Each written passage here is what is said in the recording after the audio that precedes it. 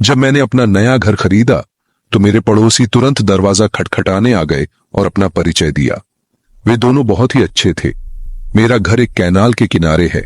मुझे वाटरफ्रंट घर इसलिए चाहिए था क्योंकि मेरे पास एक बोट है और यह बोट को अपने पिछवाड़े में रखना मेरे लिए बहुत सुविधाजनक था।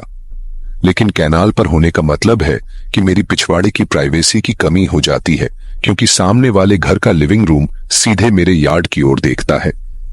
पहले दिन से ही जब मैंने पहली बार इस घर को देखा, मुझे कैनाल के पार वाला घर पसंद नहीं आया।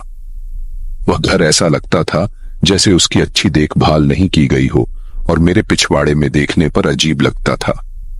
लगभग 2 हफ्तों तक मैंने हर रात अपनी खिड़की से बाहर देखा और कैनाल के पार वाला घर हमेशा अंधेरा रहता था। मुझे लगता था कि शायद वह किसी का सेकंड होम है। लेकिन फिर एक रात सब कुछ बदल गया। जिस दिन मेरे भाई ने मेरी बोट को पानी में उतारा और उसे मेरे डॉक पर लाया, उसी दिन शाम को जब मैं अपने बेडरूम की खिड़कियां बंद करने वाला था, मैंने देखा कि कैनाल के पार वाले घर में एक लाइट जल रही थी। उस कमरे में, जो लिविंग रूम जैसा लग रहा था, एक आदमी खड़ा था और बाहर देख रहा था। तो वहां कोई रह रहा था। आदमी ने स्वेट पैंट्स और लॉन्ग स्लीव शर्ट पहनी हुई थी। वह एकदम ग्रे बालों के साथ 50 के आसपास का लग रहा था। ऐसा लग रहा था जैसे वह मेरे खिड़की की ओर देख रहा हो, लेकिन हो सकता है कि वह बस बाहर अंधेरे में देख रहा हो। मैंने अपनी खिड़कियां बंद की और बाकी रात बिताई। अगले दिन काम से घर आकर मैंने अपने सामान को किचन टेबल पर रखा और फिर पिछवाड़े में जाकर घास के बीज डाले। मैंने देखा कि आदमी फिर से अपनी पिछवाड़े की दरवाजे पर खड़ा था। इस बार मुझे पता था कि वह मुझे देख रहा था। हम दोनों की नजरें मिल गईं। मैंने उसकी ओर देखा और फिर अपनी नजर हटा ली।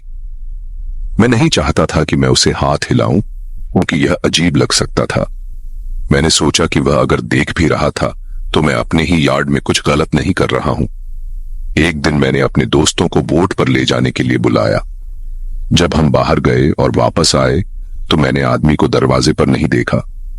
मैंने उसे अब तक सिर्फ 2 बार देखा था, लेकिन मुझे अब भी बाहर जाते वक्त हमेशा उसकी ओर देखना पड़ता था।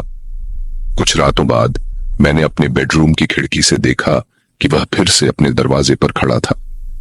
मुझे समझ में नहीं आ रहा था कि वह कितना समय ऐसे ही खड़ा रहेगा। यह अजीब था।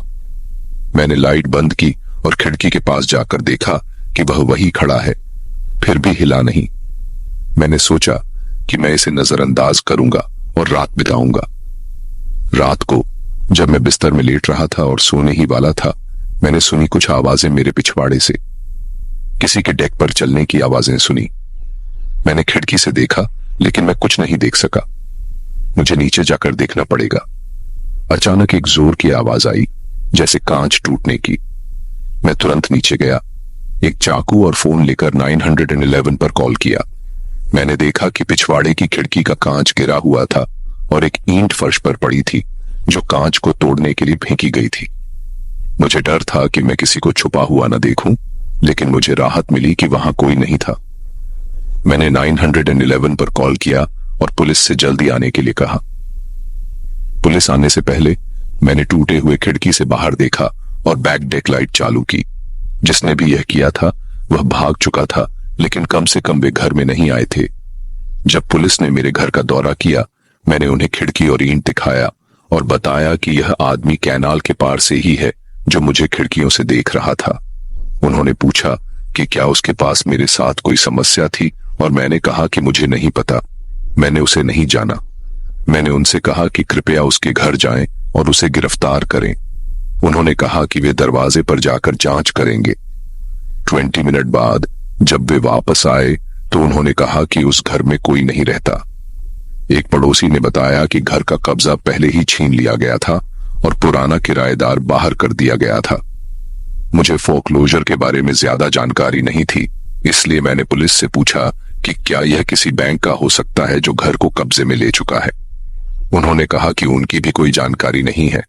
उन्होंने मुझे बाहर कैमरे लगाने की सलाह दी ताकि अगर समस्या फिर से आए तो मैं रिकॉर्ड कर सकूं। पुलिस ने एक कार मेरे घर के सामने खड़ी की ताकि मैं सुरक्षित महसूस कर सकूं। अगले दिन मैंने सुबह सुबह उस घर की ओर जाकर देखा, फ्रंट डोर और बैक डोर दोनों को चेक किया। फ्रंट डोर बंद था, लेकिन बैक डोर खुला था। मैंने धीरे से दरवाजा खोला और अंदर 2 कदम रखा और ऊपर से कुछ आवाज सुनी। मैंने वहां से भागकर अपने घर की ओर दौड़ लगाई। पुलिस कार अभी भी मेरे घर के बाहर खड़ी थी। उस दिन मैंने अपनी खिड़की ठीक करवाई और जल्दी ही अपने घर के सामने और पिछवाड़े में डोरबेल कैमरे लगवाए। अब तक मैंने उस आदमी को फिर से नहीं देखा। मैं अभी भी नहीं जानता कि वह अभी भी वहां है या नहीं, वह कौन है और क्या उसने ईंट फेंकी थी या नहीं। भगवान का शुक्र है कि तब से सब कुछ ठीक रहा है।